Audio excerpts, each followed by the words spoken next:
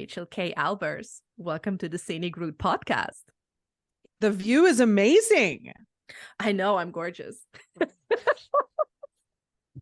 I mean, I said it before, you give me like rich bitch just killed her husband, Negroni spilled out the vibes. I mean, so here for this. It's a vibe. It's Thank so you very funny. much.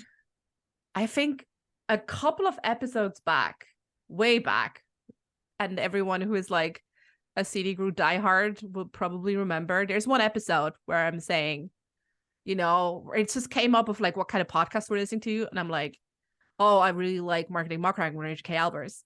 And I mean, and my guest was like, yeah, she's amazing. I'm like, man, I would so fucking die if you'd be my show. So I'm literally fucking dying right now. Okay, well, we need to revive you. Let's stay with it. There's life to live. There's muck to rake. But I really, you know what? I do deal in compliments. It is my love language is validation. So thank you for that. You're going to get me through the next few days on just that compliment alone. Thank you. I'm so glad. I'm so glad. But seriously, like we've been chatting on and off a wee bit on Instagram. And I'm always kind of like, man, if that girl would live like a town over, we would have like a Thelma and Louise moment for sure. Oh my God. I'm like actively on the hunt for, you know, a fellow muckraker to like stand in my kitchen and talk about the world like 3 times a week, right? I don't have that local like kitchen friend that's like, oh, you just come over, you eat my pretzels. Yeah, you know, those people who can just come over, right? Like what happened to that?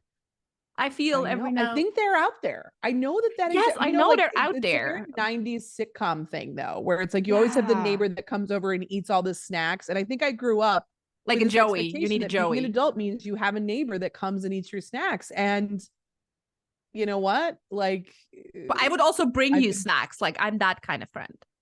Yes. Okay. All right. So you're really one to have. You know, my snacks are here for the eating. So this is a public service announcement. What other to anyone in the Midwest have? Like sometimes I'm wondering when I'm watching TikToks and people have like these like super ginormous pantries with all like the glass stuff. And I'm like, you're not actually eating this. This is just like for show, whatever. Like, no, what is going on? Which also, but coming like, which will bring me later to the point of like, we both do the same thing. We do branding. And we're going to talk about that too. But seriously, what happened with just going over to people's places right? Because now I'm like, if someone's coming over, I really had to stop myself from stressing out that, I don't know, nothing is clean, everything is dirty, whatever. And like, I even signed up to fucking Bumble because I'm like, what? I don't know. Where's my adult kitchen friend? Yes, love it. This is it. We're on hunt. This is an online course I would buy, like how to find that special someone to eat your pretzels while you're in your sweatpants watching them follow the House of Usher. Super specific. You know? Like I fucking love it. Yes, so super specific. You know, if you're listening, if you listen, you can either listen just for the crack of it, or you can just listen for the good business ideas, because we will keep them coming at you like rapid fire. You will not see them coming, right? I mean, this is why you do branding, right? This example was like peak storytelling. Like, it's like, yes, this is how you have to position your course, people, because this is what people would buy. And the specificity of it is what would stop a chef's kiss, right? That's that's you with the Negroni comment you made earlier. So it takes one to know one. But yeah, we are just kind of riffing here and having fun. And yet these specific examples that we're giving, these details about the pretzels and the sweatpants in the kitchen and the Negroni, right? This is what makes copywriting come alive. This is what makes people stop their scroll. This is what makes people say, oh my God, I feel seen. But have you read my diary? Yeah. Ooh, yes. And this is something that, at least for a while now, ChatGPT will not be able to replace. So fear not. As long as you bring out... That is so true. I'm going to actually go ask ChatGPT and see if it gives me anything like this.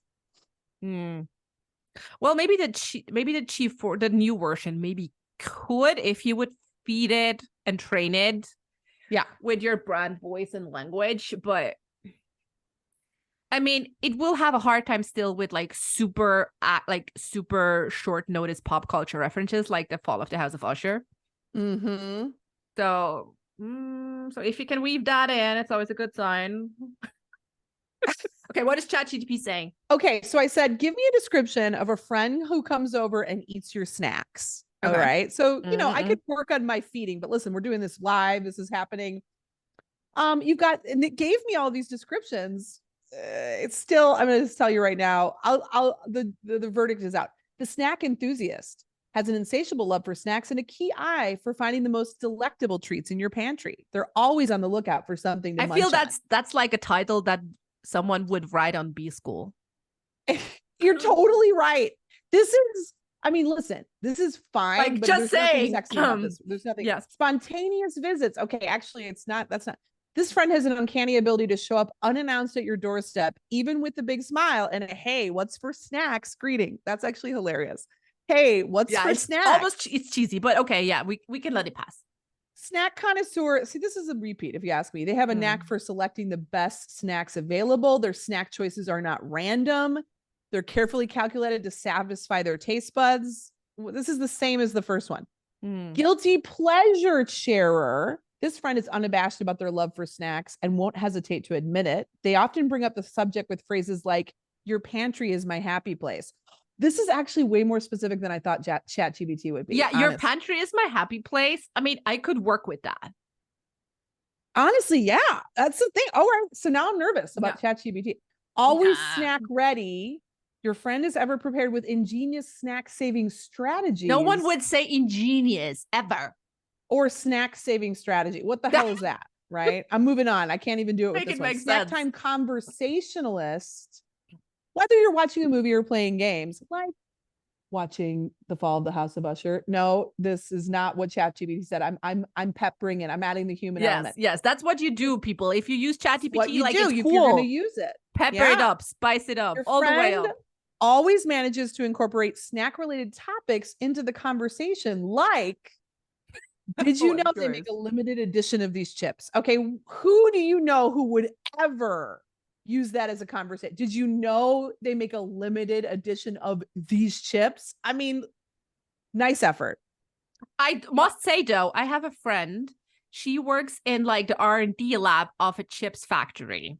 So she sometimes brings over like weird flavor chips. Well, okay, I guess ChatGPT knows. It knows. I don't have this friend, but you do. So there we go. So I'm like, no, vanilla chips fucking suck. But hey, she had others who were quite decent. All right, we got one more. Okay. And never empty-handed. On their way out, they often leave your place with a snack or two in hand, making a promise to bring something the next time they visit, although that might never happen. And then there's like a little, this is also this is also like bringing a story in mind. This is making like the last one is making my head play a story. The other is like, maybe, but that one is making me like, oh, I have like, I'm always like, when I'm writing something, I'm always kind of like, what would like the movie or the series to that look like? Right. And with that, I can work with like, and this snack enthusiast, like, I cannot fucking work with. Take these. I'll bring them back. You know what? I'll replace them. I'm going to bring I'll get you a whole new thing of bagels next week. I'll do the whole. Yeah. We all have that friend who like borrows stuff from you and like never returns. So totally relatable. I will say that there was not a person in this 7-point list that brought their own snacks. They're all, well, I guess I didn't set it up that way. I said they came over and eat your snacks. So never mind. Honestly, I'm going to give ChatGPT a C+ on this. Yeah. Okay. Maybe so no immediate honestly, danger. There's a couple moments in there that shocked me. I'm like, oh my God, I'm actually nervous. They're like, sometimes when I'm like, hey, I wrote this headline. Can you improve it to make it whatever?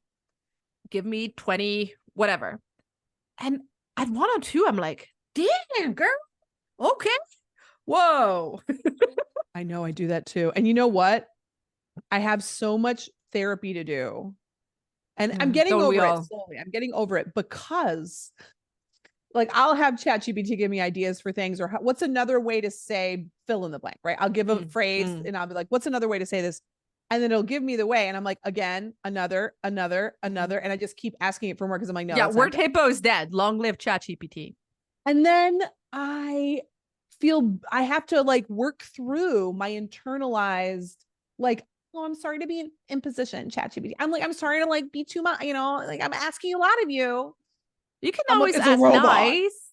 I feel bad for it. I want to be like, thank you so much for that concept, but it's just not going to work. Can we just like workshop some more? Oh, do you have people pleasing tendencies? I guess so. I'm telling you, this is the therapy I need. This is what I'm talking about. I need ChatGPT therapy to learn how to just abuse the robot. Well, I mean, you can do therapy with ChatGPT. Oh, God. I guess. Yeah. So, I mean, hey, ChatGPT, please help me deal with my people-pleasing tendencies. Enter. But make it fun. I know what I'm doing tonight. Yeah. Oh, shit. That's kind of like when what word did you tell me before? The fear of holes. What kind of phobia is it? Yeah. So that will be my Google search later on, which I already know I'll hate myself for it because I'm always dealing weird shit, and then I'm like, fuck, I should not have. But you know what? It's making my skin crawl just thinking about it. So you've been warned. You've been warned. Okay. But you know what? Here's what I'll tell you. The resistance I feel that comes up when I think about doing like therapy with ChatGPT, part of it is like, no, I need the human experience, right? Like it's not just that I need advice, right? I need to be seen. I need space to be held for me. I need warmth. Yes. And this is the piece that when we talk about, AI is going to take our jobs. Well, AI is going to change how we work. It already is. We're talking about it right now, right? Like yes, I do so many things with this tool that like, I don't use a thesaurus anymore. I use ChatGPT. I'm like, give me 20 different ways to say. Yeah, I said word hippo, gone. Like, yeah, no need. But what I'll say is, when we as creatives and strategists or marketers or copywriters or designers think, oh no, ChatGPT is going to take my job. I got to tell you, I just had a client in town last week. I'm going to have a client in town tomorrow. I do these 2-day retreats where people will come in and we will like jet fuel their marketing strategy in 2 days. They come to my home office palace. We sit in the rainbows. Love it. Make it happen. And there's so many people ask me if I do this on Zoom, and I do not do it on Zoom. I refuse to do it on Zoom because the magic is in the space that we are in together. The magic is in them coming to eat my pretzels. And so much of the stuff that we get done is this in this magic crucible of what I just said. I'm holding space for them. There's this connection. I see them. We are working through concepts and strategies. And there's that, in not distinguishable, but like you can't describe it, inarticulable magic of when humans come together and hold space with and for each other. That ChatGPT, that AI, that even a human looking robot will never be able to replace. So if you want to stay competitive, this is how we're weaving in the business advice. If you want to stay competitive in a world that is slowly adapting to artificial intelligence, then you need to double down on investing in your emotional intelligence and your human, your human relationships, like your human relations. Yeah, going back to basics, right? I mean, selling has always been relationships. It has always been like part sociology, part psychology. Like it has always been me, you, I like you, I trust you. Okay, let's do this. Yeah. Right. And really, maybe it's going back to really doubling down on this and doubling down on the warmth and what makes us human and what makes us like so weird that like AI cannot follow. Well, it can't. And I'm so, yeah. And I mean, do we want to live in that world? And what's interesting is, well, one, I think especially coming off of this pandemic and all of the virtual stuff that we had to do, you're seeing now there's such a hunger, there's such a desire for experiences again, right? Yes. So people are desperate. Like nobody wants to do anything on Zoom. I mean, we do it for ease, but the fun, the novelty of it, there's no more novelty. There's no more of that. We're just we've been there, been around the block. We've seen it. We've done the fancy backgrounds. It's like, yeah, this is efficiency. I mean, now definitely it serves it's a means to an end. I can do a Zoom call versus an in-person meeting and it saves me time and all the things, but there's here's the grand vision. You have to do a marketing plan for the Scenic Route podcast because I also firmly believe that, so that I can also invite all the guests from all over the fucking world to come sit with me. Right. Because I would love for people to have to really sit with me in a physical space, but we ain't there yet. But hey. I know. I look at those podcasts and I'm like, oh my God, how much money does it cost to run your show? Fuck. When you always are doing in-person guests in your gorgeous studio. Yeah. Listen, don't get me wrong. I would love it too. And dear Lord, I can admit that was a bit of jealousy. But I mean, it's that brings me to the part that I'm like, yes, I love this. Would do it differently though, but love it. And then I'm like, it kind of right now, it kind of feels like I would need to sell my soul for this. So I'm kind of out. You mean the in-person stuff? Yeah, no, I mean the huge fucking, invite guests from all over the place for a class to do your shitty podcast thing. Because then you've got to have an AI robot as your therapist, as your sponsor, right? That's or some kind of weird shit where you're like, no. And then I don't know. And I mean, we could go into, of course, now this would be the perfect segue to be if I want this podcast to be anything, I probably have to really dig deep to get kind of at least someone on the lower ends of the online business family tree in. So I can crawl but no, there's another way. We're working on it now. We cannot tell you yet how it's done. We're working on it, but there's a different way. Well, and I mean, and there are pros and cons. Obviously, sponsorships, they do they're great sponsorships if they really truly align with your values and what you want. Right. But and if you're being transparent about it, why don't you have sponsors? Why don't you do advertising on your show? Yeah. And I'm like, it would have to be, I'm a muckraker. My podcast is literally called Marketing Muckraking, where we examine what brand culture is doing to our humanity, right? So I'm constantly ripping apart how marketing is harming us and damaging the fabric of the world, of our social fabric. Yeah. So I can't just have a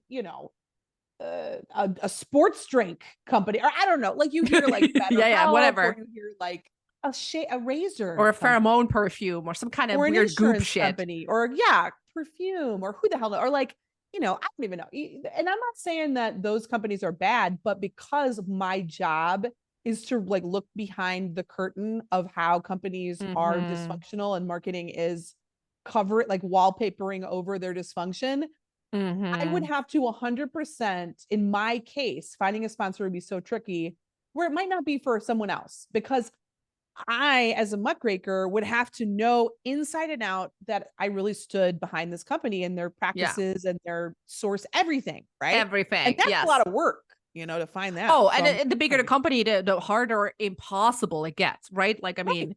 Exactly. So at this point, and the downside is, all right, I'm self-sponsored, which means, all of the costs for my show come out of my business budget, right? Yeah, same. And right now that means I do most of the show myself, all of the show myself. I am the show. Okay, for the last month, I've been slammed with work, and I've got, a whole backlog now of stuff. And I'm like, ooh, I'm not able to give my listeners the stability they need. It's a very unstable show where it's we're in, we're out, we don't know where we're going. And yet I think the trade-off there is, because the bigger a show gets, and this is the same for podcasts as it is for companies, as it is for anything that has multiple stakeholders now, and especially if there's sponsors involved or investors or a board, or, and I'm going to take this analogy all the way and say, this is the gift that small businesses have, that a bigger corporation that may have a lot more funding and money doesn't, which is the ability to be nimble and to align and create your values in answer, or create your content answering to no one, right? Because once you have investors, sponsors, that's gone. Board, a whole team, a bureaucracy, now you've got all these people to answer to. You got to keep your investors happy. You got to keep your sponsors happy. And now suddenly, to me, you know, it's hard to do that and have the shape of the narrative. Not, you want to talk about what marketing is doing to us? Marketing then to some degree shapes the storytelling of the show, shapes the message.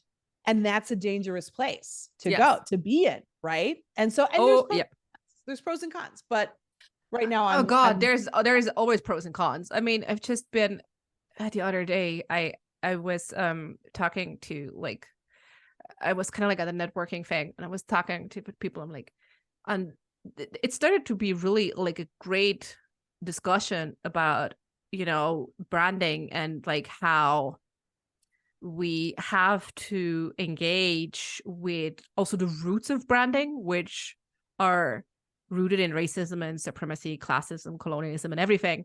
And like how everything is branded. I mean, yes, I'm a big Naomi Klein worshiper. Woo, woo, right? So basically, it was just a really good discussion. Yeah. Oh, I haven't read it yet. Damn. Just got the hands on this. Yeah, I haven't read it yet, but a little. Speaking of, you know what I would let Naomi Klein be my sponsor. We're just doing a little. Oh my God, I would be Naomi. I would let Naomi Klein be my everything. Which talks about this topic. It talks about branding, specifically the age of the personal brand. So anywho, get it. Or you can also start with her no logo, which is you can. I mean, those are bookends. They really are. In fact, Doppelganger is very, in many ways, an answer to some of the questions she posed in No Logo in 1999. Because her last book was quite different. We've answered those questions. The No Is Not Enough was quite different from what she usually wrote, which is also nice. But anyway, going back to that conversation. So we were kind of like trashing branding, and then somehow the discussion obviously came up with, hey, what do you do? Which always happens. And I'm like, oh, I work in branding. And they were like, oh, okay. How do you live with that duality? And I'm like, well, there are better days and then there are others. We're like, I don't know. Sometimes I feel like I feel like now would be the really good time for like a Star Wars like pop culture reference, but I don't know fucking jack shit about Star Wars, so I can't really do it. I was gonna say you're losing me here, Jennifer. I don't know anything about I'm like, this would be such a perfect of like, you know, the Empire and like, but I'm like, no, I fucking have no idea. I don't know anything about it. There's I mean, I have a lot of great pop culture references, but damn me. You know what? Fun fact, I've seen how's it called? The Mel Brooks kind of Spaceballs. Yes. I have seen Spaceballs like a gazillion times before I've even watched Star Wars. So to me, Spaceballs is the original. Which is iconic in itself. It is. And only when I watched, I think 4 or 5 years ago, I watched Star Wars 1, I think. I don't know. Anyway, I don't know if it's 1 or the one that aired the first, or whatever. And I was like, oh, now I'm actually getting all the references. You know what? That's the case for Star Wars. Even if you're not into it, you should watch it for the references. And I didn't retain a thing. It's just, you know what? There's only so much space in my brain. I've got all this muckraking, but I can give an answer to that the way I pose it. Cause you and I are alike. I talk my day job is branding. And by night I'm a muckraker and really by all 24/7, my brain is constantly muckraking. I'm a critic. And I like to tell people I'm a traitor to my industry. I'm a traitor to the branding industry. And I like it like that. And that marketing needs more muckrakers and advertising needs more activists and branding needs more traders. And because marketers shape the world that we live in, I mean, you could give a million examples as we record this. Yeah, I'm not even going to go down the road. I could give a million examples, but marketing shapes our perception of reality. As you said, it is fueled by and reinforces racism, colonialism, the patriarchy, classism, all of the isms we don't want. And so I do believe that while certainly it's a step towards a better future outside of capitalism, marketing as a tool for disruption, marketers who are, I'm in a lot of companies where I have to deal with some leadership, and I come in on a consulting basis or on a retainer basis. I have to deal with leadership that is probably in many cases unwittingly or at least subconsciously reinforcing harmful beliefs, stereotypes, divisions in our society. And I am in a really awesome role to be able to change their impact and the messages that they're putting out and help them think differently about it. And since marketing, makes the world go round, I do think that is one avenue amongst many to be making change. So branding needs traders, marketing needs muckrakers, advertising needs activists.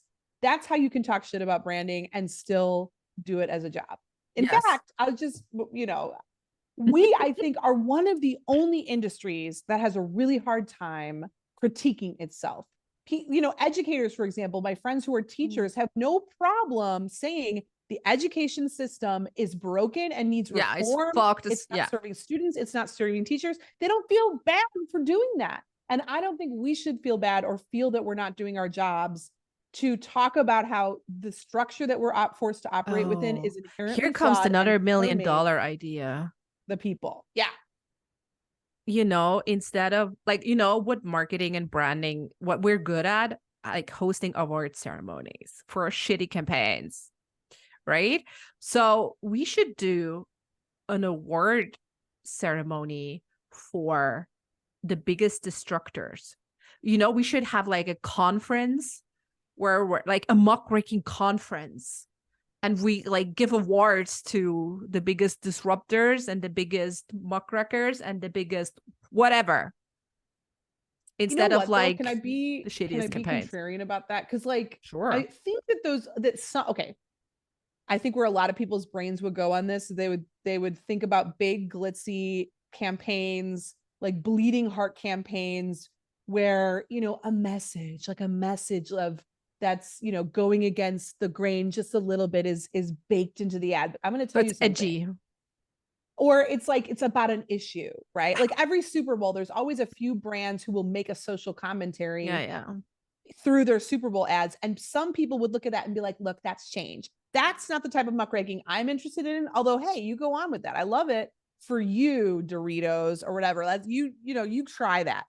But I think we saw some of the fallout from that this last year with Bud Light kind of performatively partnering with Dylan Mulvaney, for example, to look more diverse than they actually are, and then their company culture is willing to embrace. But here's what I was going to say with that.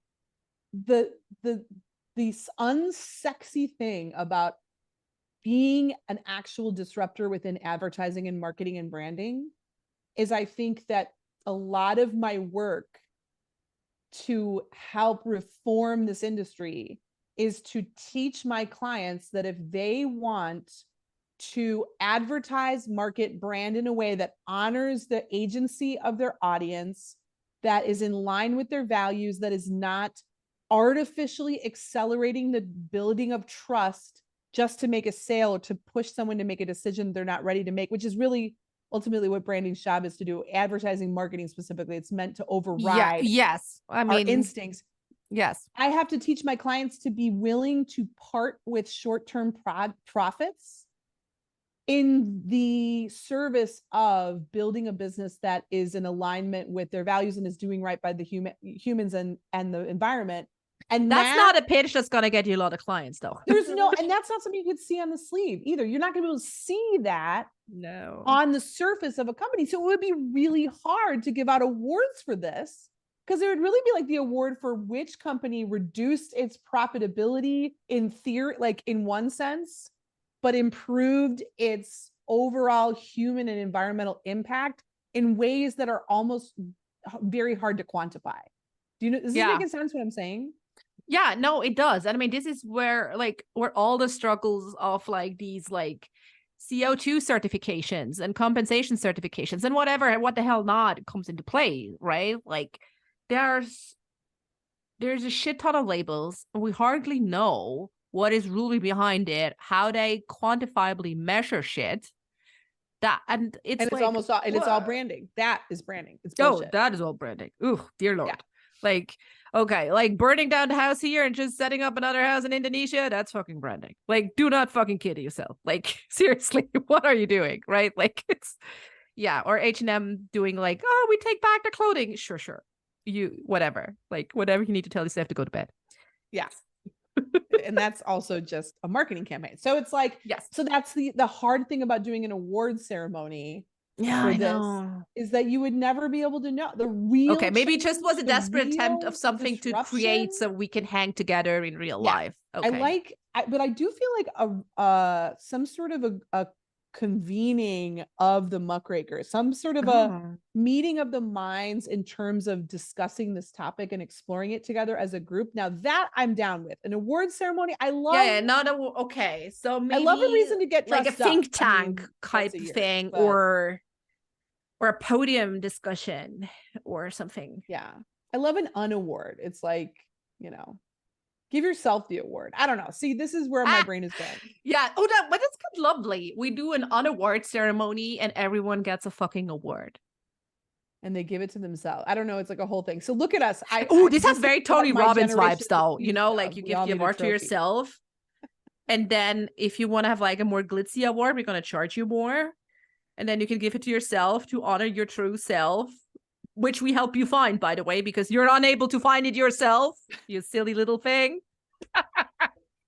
Dear, see, that's the thing. We would have so much evil potential. I know. It's crazy. But we're out here being like, you shall not accelerate like trust building. Which is the double irony, because that's actually my sociological theory, like framework and studies of like how we build trust. Of like, but we do it ethically. But the whole ethically thing, right? As you said, it's super unsexy to disrupt. It's so much of it is greenwashing or whatever kind of washing you want to do. Like, which probably leads to the question, okay, how? And I'm sure you hear this all the fucking time. Well, then how else do we do it? Like, what's the real way to do it? Tell me. I mean, I'll tell you this. I think now there's always exceptions to every rule, right? And yet you want to talk about laying down some unsexy truths, which is really give me the unsexy truths. I'm here for the unsexy truths. Is that to truly build more ethical businesses is not inherently profitable. And like I said, you want to do business better. In most cases, it means slowing down. It means divorcing the obsession with constant scaling and growth, which is what capitalism is based on, and why capitalism is a scourge on the earth, and why we are in this like moment of climate change and extreme crisis in many ways. Because there's just not ever a fucking enough. And so, I really take issue and struggle with the marketers and like, which are just a different shade of the online business family tree, who push this idea that I can teach you how to be ethical and still make a shit ton of money. Like, and it's not that you can't align your business practices with your values. And I'm all about trying to be more ethical. I don't believe there's like an ethical pinnacle you can reach and now you're there and now you're ethical. No, that's kind of like the self-awareness type of thing. You're never fucking done. Like, it's never, unless you're literally dying. Based on exploitation. So even if your little tiny business is like doing everything in the greatest way possible, there's no way that you're not benefiting from and contributing to a supply chain where someone and somewhere is being exploited. It's just, that's just the reality of capitalism. So once you accept that, then it's like, there is no 100% ethical, but also people who are like, take my hand, I'm going to take you down this garden path where I teach you how to be ethical and the yellow brick road to ethical still. And it's business. Like, that's the wrong, this is, you immediately started on the wrong foot. That is run as fast as you can in the opposite direction. And it's not like I'm also not trying to romanticize poverty or say, oh, the goal is to just everyone make no money at all. And yet I think step one is saying building better, more ethical businesses means leaving money on the table. And it means, like I said, readjusting. My friend Lisa Robin Young likes to call it finding your enoughness number. Mm-hmm. And then adjusting the type of business you're building around that. And what is the enoughness number for your business or a company? What's your enoughness number as a person? What you need to make to live well and to support your family. And that number is going to be different for different people. Different people have, she uses the example of, I might have aging parents who need, care, who need, lots of healthcare and support. That is going to change the number, the enoughness number that I need to provide and take care of my family and myself and live, comfortably. And that number might be different if I'm a mom of 6, and that number might be different if I have a disability, and that number might be different in all where I live. Like if I'm in New York City or San Francisco versus Montana, or whatever it might be. Switzerland. But I think it starts there. And you want to talk about scaling. See, this is not sexy, nor is this advice scalable, because it means that the answer for each business, for each person, is going to be very unique to them, right? It's not like, oh, here's the way to be ethical that I can sell to 2 million people, right? Mm. Anyway, I could go all day. You found me in one of my rabbit holes. I'm glad. Take me down the rabbit hole. No, which makes me, I don't know. Now my brain is giving me a pop culture reference to the moment in Fear and Loathing in Las Vegas where the White Rabbit song plays. There we go. That's my vibe. Well, anyway, yeah, maybe less fear, more loathing. I don't know. But yeah, this is, I mean, we could do like this could be like, I don't know, a 6 episode series. But anyway, if you want to hear more of all of this, go check out Marketing Muckraking with Rachael Kay Albers. I mean, that's the place where you do go all the way down the rabbit hole. But it's really, it's the thing, right? Like we can never be fully ethical. And I think we also first have to acknowledge all our own privileges that come with that, right? And I sometimes when I have client calls and then they're like, oh, okay, this, I don't know. Sometimes I'm sure you're like, when people come to me, they have done loads of different things, like done that, worked with that person, done this course, done that masterclass, whatever. And they're like, this shit is not working for me. And there might be a lot of different reasons why shit is not working for you. But one of them is surely that person might have different privileges than you have. Right? It's most likely that. yeah, right. I'm not gonna generalize and say it's always that, but that's it's like big oftentimes that. Yes. And then they beat themselves up about it, and then they're kind of like go into this like, oh, I hate that person, blah blah blah, until you're like, well, yes, rightly so, that person sucks, but where are your privileges, right? You also do have privileges, right? I mean, we know you're more likely to go viral on TikTok if you, I don't know, look like the standard definition of beauty, right? We all know these things, right? Like you can type into, I don't know, AI tools and be like, show me a beautiful woman. It would show you probably a white woman with blonde hair. I'm going to ask ChatGPT, what is a beautiful woman? Let's see what it says. Yeah, or you can go on Getty Images or something like that. Oh, well, I mean, the stock libraries have become better. I wonder if it's going to give me a progressive answer and refuse to define it. Oh, maybe. Oh. All right. It's talking. Yeah. You know what? It's not worth it. It's giving me a very safe answer meant for like a middle school textbook. That's how I'll describe boring. Can you make it more like, give me an answer that is more edgy or more, I don't know, weird. Yeah. Give me a weird answer. Let's see. Okay, this is good. I'll take it. A beautiful woman. Oh, dear Lord. A beautiful woman is a magical unicorn who glows in the dark, sings lullabies to squirrels, and has a wardrobe made entirely of cotton candy. She can also speak fluent dolphin and is a professional skydiving contortionist, defying gravity with elegance and a never-ending supply of confetti. Okay. Can I have this as my IG bio? Like, I fucking love this. Okay. I want to have like a never-ending arsenal of confetti and clothes made out of cotton candy. Dolphin. How about that? Yeah. Oh my God, you are a beautiful woman. Oh, I always knew deep down inside.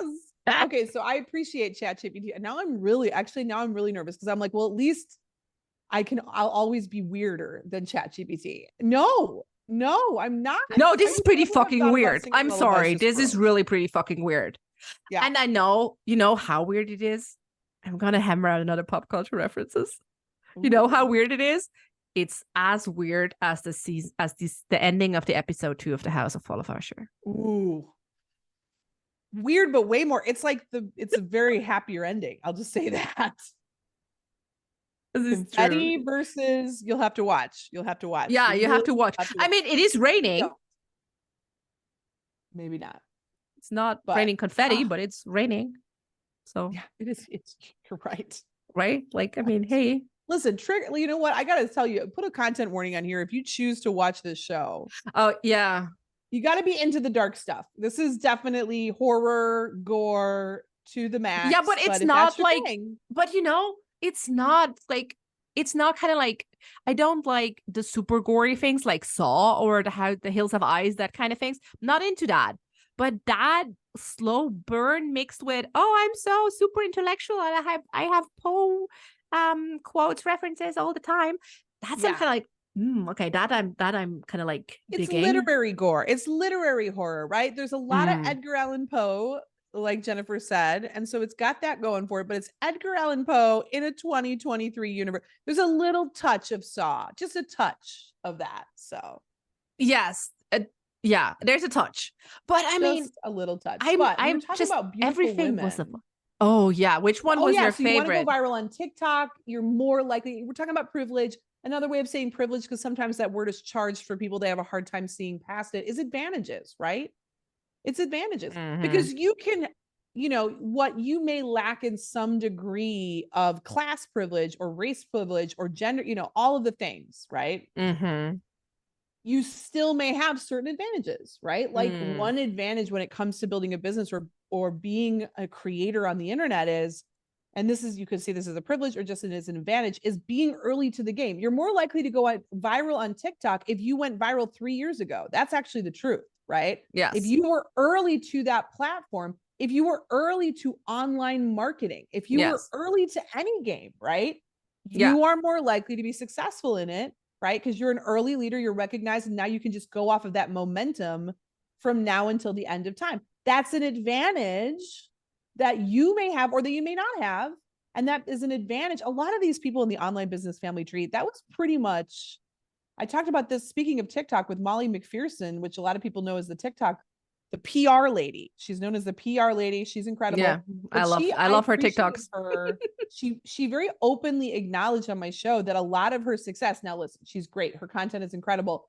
But she's like, a lot of my success comes down to, I hit on TikTok a few years ago and now the algorithm loves me and there's nothing I can do about it. Like now I'm being loved on by the algorithm in a way that a newer creator just won't be. And a lot of these people in the online business family tree that have like got, struck gold in 2009, 2010, 2011, their success and now their ongoing success is very much attributed to they were the first to the game. And it doesn't matter if you take all of their courses and give them $10,000 a day for the rest of your life. If you weren't in the game when they started, you will never be able to replicate their path to success. Does that make sense? Amen. Amen. And also, like, why would you want to replicate their way, right? Like, I mean, don't give me now like the fame and money type of shit, right? Like, I mean, sure, I mean, I take the private jet, but no, I do not. That would really be totally against all my fucking values. But I mean, dear Lord, right? Like sometimes I'm like, we're always so like in the rush of, and you said it before, but we need to fucking slow down. We're always in the rush, right? Like, oh, we have the rush to, I always call them like the 10K and 10K people, right? Like, oh, we have to rush to do the 10K, then the 100K, then the 1 million. Blah, blah, blah. And it's like, oh, and if you have not hit 100K revenue in like 6 months of doing business, you're a fucking failure. And it's like, no, like actually, this is the scenic route. Just take a fucking break and enjoy what's around you. You're not if you make like $100,000 in your first 6 months of it, if you make six figures in your first year in business, you are in like the 0.01%. That's actually the truth, right? Mm-hmm. It's not just that you're not a failure if like you're, you know, if you don't achieve that, but that if you do, you're the statistical majority. Like the extremely rare case. It's not even like 50-50 here or 30-70, right? It's rare. And one digit. The folks in the online industry, especially that are selling success, like that's what they're selling. Yeah.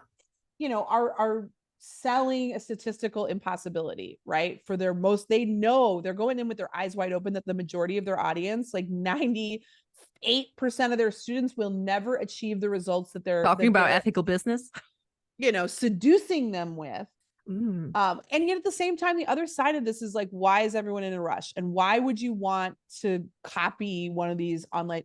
Because capitalism has all of us, we're very aware of the realities of this system, and that without money, you are in extreme disadvantage, you know, to put it one way. Yes. Most of us, especially because the marketing messages around us are reinforcing the idea, well, that you're not enough and that you need to buy this or that. And like, but also this makes you complete of our crumbling world. The reality of our crumbling world as well is that money can help you live better. It can also just help you live, period. Right. And I think everyone is walking around, rich and poor, quite honestly, some justifiably and some kind of, they've been, you know, with this fear of, am I going to be okay? Am I going to be okay? I just want to be okay. I just need to be okay. And so there's this like breathless, you know, desperation to do anything we can to be okay. And so I have empathy for those who are grappling, like trying to climb up the mountain, trying to figure out a way to just be okay, you know? And that's why people want to follow these gurus, right? Like, fame and fortune. Yeah, no blame on them, but blame on the gurus because they're playing with that intentionally. Blame on the folks who are not at least being like, okay, sell your thing. And then in your marketing, be like, and by the way, and not just put it in the little fine print at the bottom, but with an acknowledgement that the system is built so that not even just like not everyone, but most people will not reach that next level taking this method, because the system is built on a disparity and between income, you know, is built on exploitation, right? Yes. If Marie Forleo, as just one example, Jenna Kutcher ever headlined with that, and then was like, but if you want to learn more about how I do my life, you can take my course, I might get back down the Kutch hole, right? Like, that's a bold claim. I was like, that's a really fucking bold claim, Rachel. Like, I don't know if you're. Can you imagine though, if any of these people actually recognize? I would say I would read that post, or I would read that blog or that landing page, because I would be like, intriguing. Where's that going? But I don't know if I would. Well, if that's what you headline with, and then you still make all of your products and services telling people how to make money, there's already a contradiction, right? Like you can't believe that capitalism is inherently flawed and then make your whole life about teaching people how to game the system, right? And so I doubt that it'll ever happen, but a girl can dream. But that's the thing. A girl can dream. Laying out the ridiculousness of that though helps one to be a more conscious consumer. Yeah. Because if the leader you're buying from, if the book you're reading, if the guru that you're following, if the formula that you're trying to replicate doesn't come along with an acknowledgement of the inherent inequities of this economic system, well, proceed with caution of the value of those lessons. And then you're basically just going in and saying, it's statistically unlikely that I will be one of the outliers who makes a bunch of money off of this, but I'm still willing to play the lottery here. And then just be honest with yourself. You're playing the freaking lottery, right? Which is cool. Yeah. Just be honest about it. I mean, do it. I mean, sure. Whatever. Yeah. Be honest about it, which, yeah, I think that's a great way of kind of like just slowing down and being honest to yourself and to everyone, to that extent, to everyone else in your orbit, right? Because man, we hold so much power, those of us who do marketing and branding, and like we're not the dark empire, the evil empire. Fuck, I'm so shit with Star Wars references.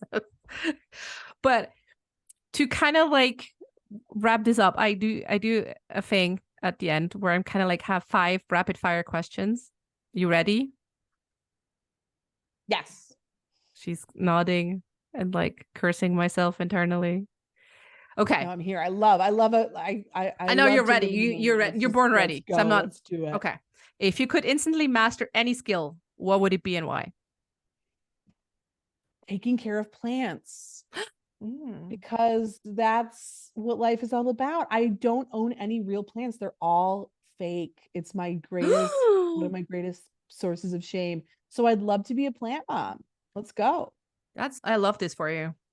What's a goal or dream you've always had, but you haven't yet pursued? Pursued? Mm-hmm. You know, I would love to theoretically climb Mount Everest, but like speaking of capitalism and exploitation, I can't do it. I can't pursue it, but I can watch a lot of documentaries about it. So that's what I do. Fair enough.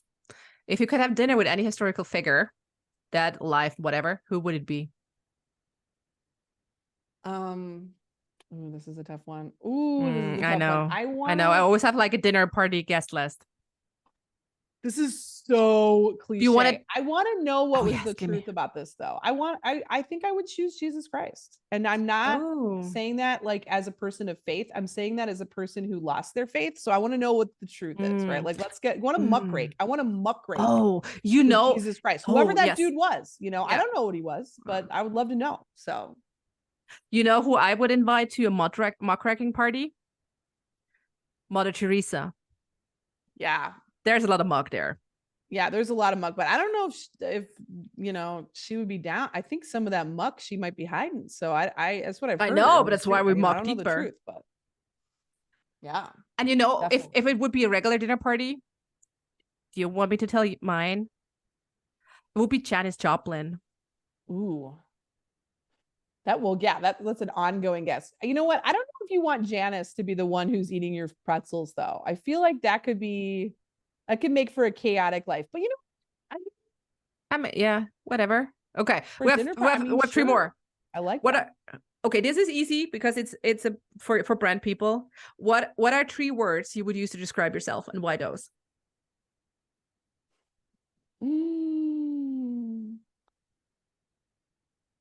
Weird, hilarious,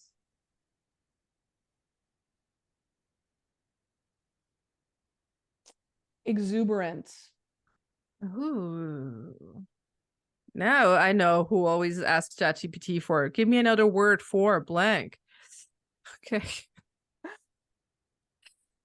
If you were a ghost, how would you haunt people? This is my favorite question. In a comforting way. Like, I would be the ghost. You would be Casper the friendly ghost?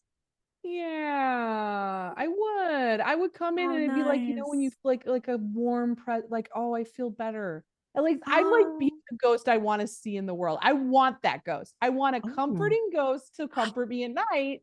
So I'm going to go be that ghost. That would be like such a great like tagline or name for like a comfort pillow, like comfort ghost or comforting ghost or something. Yeah, I can see it. I definitely. Yeah. This is the time of year to be marketing that. I'll tell you what. This is it. This is the busy season for Comfort Ghost. I'm going to tell you that. Yes. Last but not least, what book are you currently reading? The Doppelganger? This one. I wish I could say I'd finished Doppelganger by Naomi Klein, but I have not. I've got a bunch in my Audible though. I've got the Humanity Archive.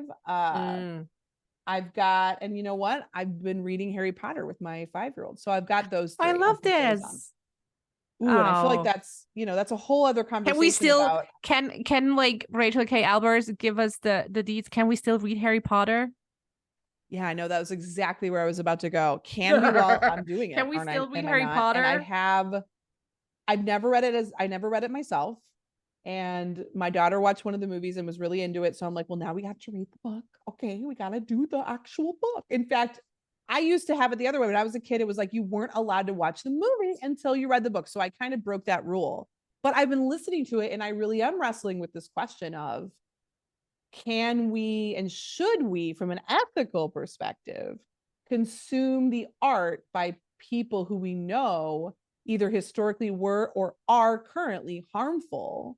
And art itself portrays people in very stereotypical ways that are problematic as well. I mean, Cho Chang, seriously, what the fuck? But yeah. As well as, for example, there's another like line of this, which is, Little House on the Prairie, those books.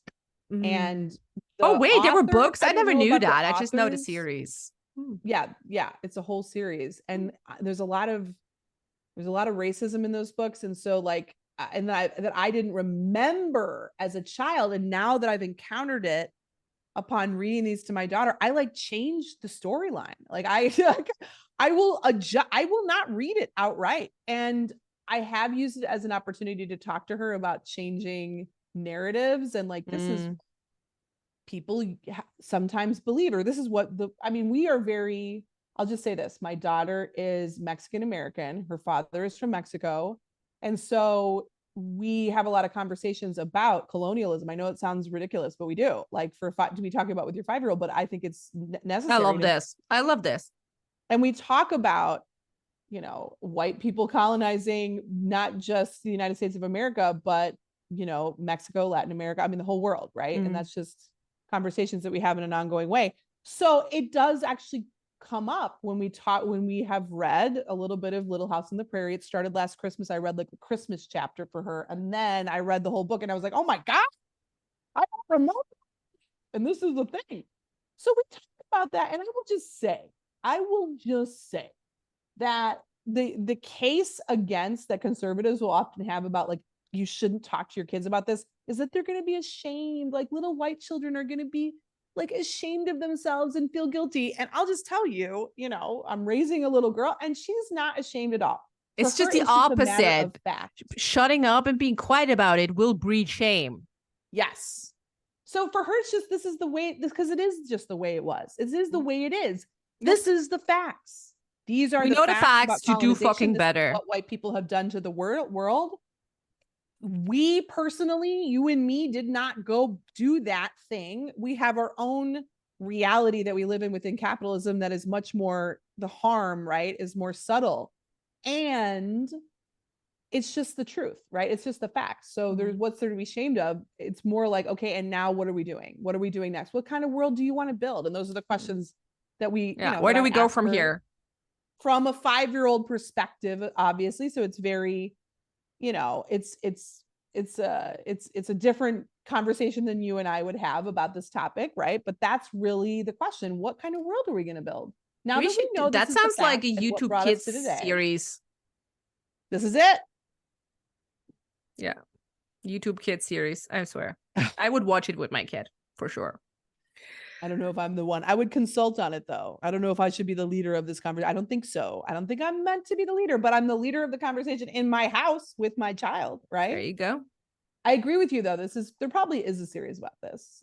Most likely but we're all just learning as we go. These are conversations I definitely didn't have with my parents. And so, no, not a chance. Talk about being more ethical. Am I doing everything perfect as a mom? And also in these conversations with my daughter, am I saying everything right? Am I teaching her everything right? Absolutely not. Of course not. Right. But perfect should not be a ruler ever. It's not right. It should not be a ruler in any situation. No, you're setting yourself up for failure. Like, no. Right.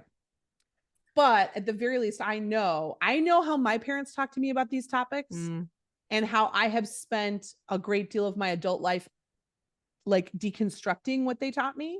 Yeah. And certainly I'm sure that my own daughter will deconstruct the things I've taught her too. And yet there's some things she won't deconstruct, that we've moved forward at least a little bit. And hopefully she can continue moving the yardstick just a little bit. We'll see, that's the goal. That's the fucking goal.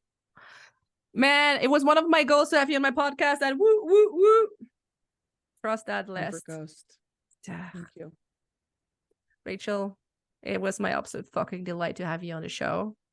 Where can people find you if they want to hear more from you, see more of you? You know what? I am available anywhere internets are sold. RachelKayAlbers.com. I'm on Instagram. Look for Marketing Muckraking. That is MUCKRAKING. You just, ask the universe and I will show up, right? That's just kind of how it works these days, right? So you're kind of like a magic 8-ball. Love it. Yeah. Oh. Okay. Well, Magic 8-ball, aka Rachael Kay Albers. The pleasure was all mine. Thank you so much.